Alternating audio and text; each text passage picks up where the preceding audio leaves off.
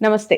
ఎన్నో విషయాలు ఆధ్యాత్మికంగా మన ఛానల్ ద్వారా మాట్లాడుతూ ఉన్నాం. మెగా9 భక్తి ద్వారా ధర్మ సందేహాల రూపంలో చాలా విషయాలు గతంలో కూడా మాట్లాడున్న రఘుప్రియ గారు ఎంతో చక్కగా వివరించారు. మనకి తెలియని ఎన్నో విషయాలు తెలియజేస్తూ ఉన్నారు. మనం నిత్యం చేసే కొన్ని పనుల్లో మనకి తెలియకుండానే కొన్ని తప్పులు చేస్తూ ఉంటాం. అసలు ఆ తప్పులు చేయడం వలన జరిగే పరిణామాలు ఏ విధంగా ఉంటాయో తెలుసుకునే ప్రయత్నం చేద్దాం. అందులో ప్రతి ఒక్కరూ లైఫ్లో ఒక్కసారైనా, లైఫ్లో కాదు నన్ను అడిగితే వారానికి ఒక్కసారైనా గుడికి వెళ్తారు. గుడికి వెళ్ళిన ప్రతి ఒక్కరూ కొబ్బరికాయ తీసుకెళ్తారు. కొబ్బరికాయకి సంబంధించి మనం ఇప్పుడు మాట్లాడే ప్రయత్నం చేద్దాం. నాతో పాటు ఉన్నారు ప్రముఖ ఆస్ట్రాలజిస్ట్ అలాగే సైకాలజిస్ట్. నమస్తే మ్యామ్. నమస్తే. ఈరోజు కొబ్బరికాయ గురించి మాట్లాడదాం. చాలామందికి కొబ్బరికాయ అంటే అదొక సెంటిమెంట్. ఒక పరీక్ష పాస్ అయినా కొబ్బరికాయ కొట్టేయండి అంటారు. ఒక శుభకార్యం ఏదైనా కొబ్బరికాయ, శుభకార్యమే కాదు కొన్నిసార్లు అశుభాల్లో కూడా కొబ్బరికాయ కొడతారు.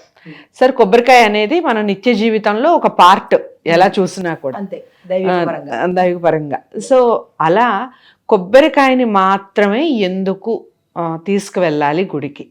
వేరే ఏ కాయలైనా తీసుకెళ్ళచ్చు కదా. ప్రసాదాల రూపంలో అరటిపండ్లు ఇస్తూ ఉంటాం, అది ప్రసాదం. మరి కొబ్బరికాయని మాత్రమే ఎందుకు తీసుకెళ్లాలంటారు? దాని వెనకాల ఉన్న స్టోరీ ఏమిటి చెప్పండి. చాలా చక్కని క్వశ్చన్. దాంతోపాటు చాలా పెద్ద అంతరార్థం కూడా అందులో ఉంది. ఒకటి ఏంటంటే, కొబ్బరికాయని మనము ఆధ్యాత్మిక పరంగా మామూలుగా దైవిక పరంగా కూడా చెప్పుకుందాము. అయితే కొబ్బరికాయని శ్రీఫలము అంటారు. శ్రీఫలము అంటారు. లక్ష్మీ అమ్మవారికి ప్రతీకగాను. అయితే మరొకటి ఏంటంటే, ముగ్గురు త్రిమూర్తులకు అంటే సృష్టి, స్థితి, లయాలకు మనకి కొబ్బరికాయ మీద చూసే ఉంటారు, 3 కళ్ళు ఉంటాయి. అవును, త్రిమూర్తి స్వరూపంగా అనుకుంటాము. అయితే కొబ్బరికాయని కొబ్బరికాయే కదా అని అనుకోవడానికి లేదు. ఈ కొబ్బరికాయలో రకరకాల అంటే పైన పీచు ఒక పరంగా, అంటే ముందు ఆధ్యాత్మిక పరంగా చెప్పేస్తాం. పీచునేమో శివుడి కింద చూస్తారు. పైన చిప్ప ఉంటుందే తిక్కు భాగము, అది స్కందుడు కార్తికేయుడు. లోపల గుజ్జు భాగము పార్వతీ అమ్మవారు. లోపల నీళ్లు గంగా భవాని, గంగా అమ్మ తల్లి. అయితే ఇన్ని రూపాలు కలిగినది మనకి కొబ్బరికాయని మనము నారికేళము అని కూడా అంటుంటాం. నరికేల, దాని అసలు అంటే పేరు నరికేల అంటారు. అది మనకి ప్రత్యామ్నాయంగా అలా వస్తూ వస్తూ నారికేళము అయ్యింది. సంస్కృతంలో కూడా నారికేళము అంటారు. అయితే ఈ నారికేళము, ఈ కొబ్బరికాయని చాలా మందికి ఒక సందేహం ఉంటుంది, కడిగి దేవుడికి కొట్టాలా అని. అస్సలు కడగకూడదు.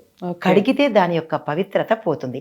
ఎందుకు పోతుంది అంటే, అందులో ఆల్రెడీ మనకి దేవతా స్వరూపాలు ఉన్నాయి. త్రిమూర్తులు ఉన్నారు, పార్వతీ అమ్మవారు ఉంది, గంగమ్మ తల్లి భగవంతుని ఎప్పుడు కూడా కడిగితే అశౌచము అయిపోతుంది. సో దాన్ని కడగకూడదు. అయితే దీనికి మరొక విశేషం ఏంటంటే, మనకి విష్ణుమూర్తి భూమి మీద అవతరించినప్పుడు కామధేనువు అనే ఆవుని, మహాలక్ష్మి అమ్మవారిని, నారికేళాన్ని అంటే కొబ్బరి చెట్టుని తీసుకొని వచ్చాడు. సో అది దైవిక పరంగా పవిత్రమైనదే. దాన్ని తిరిగి మళ్ళా మనం కడగవలసిన అవసరం లేదు. అయితే మరొక పరంగా చూసుకున్నట్టయితే కనుక, ఇది కొబ్బరికాయకి ఎందుకు మనము కొబ్బరికాయనే దేవుడికి ఎందుకు కొడతాము అంటే, కొబ్బరికాయ అహంకారానికి ప్రతీక.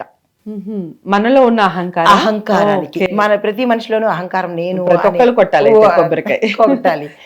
అది పగల కొట్టడం వల్ల ఏంటంటే మన అహంకారాన్ని బ్రేక్ చేసినట్టు, కొట్టినట్టుగా. అంటే భగవంతుడి ముందు మన అహంకారాన్ని తగ్గించుకొని ఆ లోపల ఉన్న పదార్థాన్ని నివేదన చేసుకుంటాము. ఇది ఒక పద్ధతి.